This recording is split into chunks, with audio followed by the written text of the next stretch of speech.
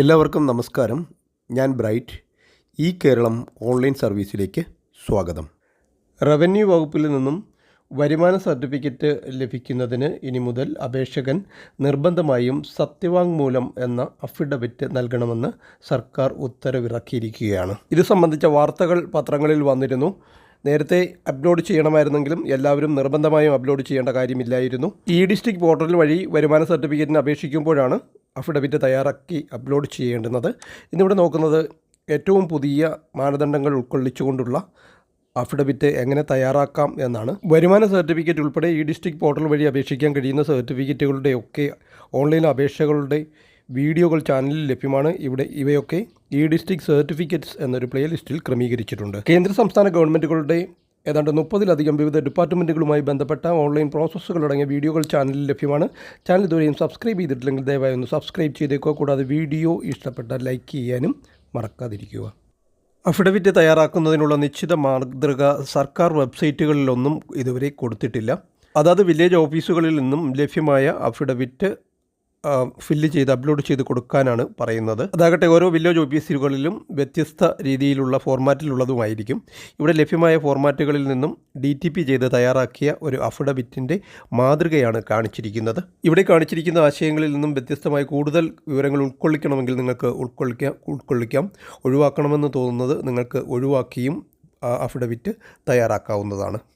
അപേക്ഷകൻ minor ആണെങ്കിൽ രക്ഷകർത്താവിൻ്റെ പേരിലാണ് affidavit തയ്യാറാക്കേണ്ടത്. ഇതിൻ്റെ ടൈറ്റിലായി കൊടുത്തിരിക്കുന്ന വരുമാന സർട്ടിഫിക്കറ്റിന് ഉള്ള അപേക്ഷയിൽ അന്വേഷണ ഉദ്യോഗസ്ഥൻ മുൻപാകെ അപേക്ഷകൻ നൽകുന്ന സ്റ്റേറ്റ്മെൻറ്റ് എന്നാണ്. ഇത് സ്റ്റേറ്റ്മെൻറ്റ് മാറ്റി വേണമെങ്കിൽ സത്യവാങ്മൂലം എന്നും ആക്കാവുന്നതാണ്. ആദ്യത്തെ ഭാഗത്ത് വില്ലേജും വീട്ടുപേരും സ്ഥലപ്പേരും അപേക്ഷകൻ്റെ പേരും മൊബൈൽ നമ്പരും ഒക്കെ കൊടുത്ത് ആദ്യ ഭാഗം ഫില്ല് ചെയ്യേണ്ടുന്നതാണ്. ഓൺലൈൻ സെൻറ്ററുകൾ നടത്തുന്നവർക്ക് ഇതുപോലെ DTP തയ്യാറാക്കാവുന്നതാണ്. അല്ലാതുള്ളവർക്ക് വൈറ്റ് പേപ്പറിൽ എഴുതിയും അഫിഡവിറ്റ് തയ്യാറാക്കാവുന്നതാണ് ഇതുപോലെ തന്നെ. അതിനുശേഷം നമ്പർ 1 കൊടുത്തിരിക്കുന്നത് എത്ര വർഷമായിട്ട് ഈ അഡ്രസ്സിൽ താമസിക്കുന്നു. അതിനുശേഷം വീട്ടു number, ration card number, Aadhaar number, voter ID number തുടങ്ങിയ കൊടുക്കാനുള്ള കോളംസാണ്.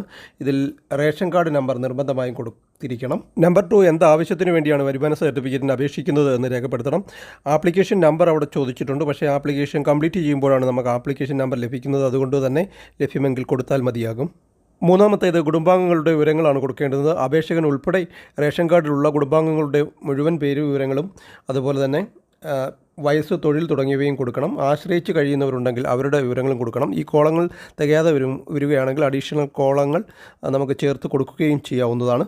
നാലാമത്തേത് താമസ സ്ഥലം സംബന്ധിച്ച വിവരങ്ങളാണ്. സ്വന്തമായി വീടുണ്ടോ, വീടിൻ്റെ തരം, ഓട്, ഓല, ടെറസ്, ഒരു നില, ഇരുനില, അങ്ങനെ വിശദമായിട്ട് കൊടുത്തിട്ടുണ്ട്.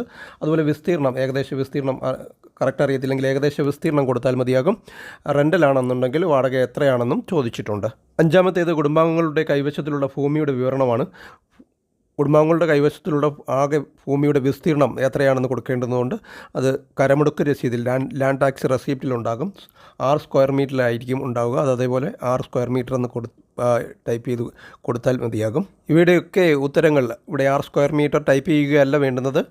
ഇതിൻ്റെ പ്രിൻ്റ് എടുത്ത ശേഷം അപേക്ഷകൻ ഇത് ഫില്ല് ചെയ്ത് ഈ ഡിസ്ട്രിക്റ്റിൽ അപേക്ഷ സമർപ്പിക്കുമ്പോൾ അതിനോടൊപ്പം അപ്ലോഡ് ചെയ്ത് കൊടുക്കുകയാണ് ചെയ്യേണ്ടുന്നത്. ഇതിൽ തന്നെ കൃഷിഭൂമി, വാസഗ്രഹം, ഏത് തരം കൃഷിയാണ് ചെയ്യുന്നത് തുടങ്ങിയവയൊക്കെ ചോദിച്ചിട്ടുണ്ട്. അറിയാമെങ്കിൽ മാത്രം അത് ഫില്ല് ചെയ്ത് കൊടുത്താൽ മതി. അടുത്തത് റേഷൻ കാർഡിലുള്ള കുടുംബാംഗങ്ങളുടെ ഉടമസ്ഥതയിലുള്ള വാഹനങ്ങളുടെ വിവരങ്ങളാണ് കൊടുക്കേണ്ടുന്നത്.